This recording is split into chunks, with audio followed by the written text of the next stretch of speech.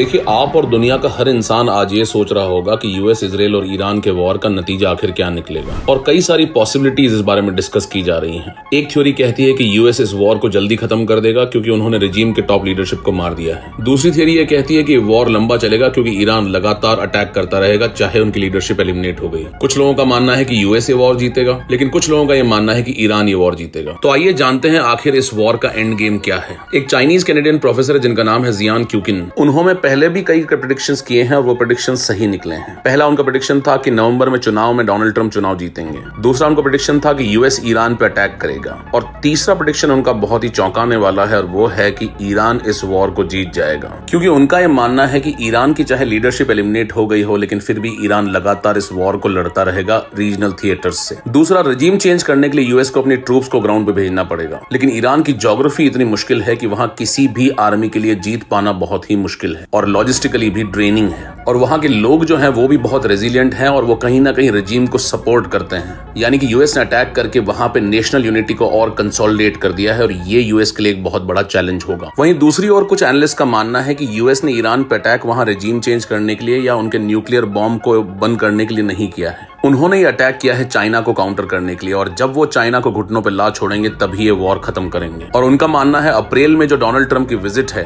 उसमें China US के सारी टर्म्स के लिए एग्री कर जाएगा और तभी शायद ईरान वॉर खत्म हो सकता है। यूएस चाइना के साथ चाहता है एक फेवरेबल ट्रेड डील, और दूसरी सबसे इंपॉर्टेंट चीज वो चाहता है कि चाइना रेयर अर्थ मेटल्स का एक्सपोर्ट शुरू कर दे। और इसीलिए यूएस ने ईरान पे अटैक किया है ताकि वो चाइना की सबसे दुखती हुई नब्ज पे हाथ रख सके, यानी कि ईरान से जो ऑयल सप्लाईज जाती है उन पे वो अटैक कर सके। और एक तरह से स्ट्रेट ऑफ हॉर्मुज ब्लॉक होगा तो उसका सबसे बड़ा नुकसान चाइना की एनर्जी इंपोर्ट्स को होगा। अब इस वॉर का क्या रिजल्ट होगा ये तो वक्त ही बताएगा। आपको क्या लगता है, कमेंट करके बताएं।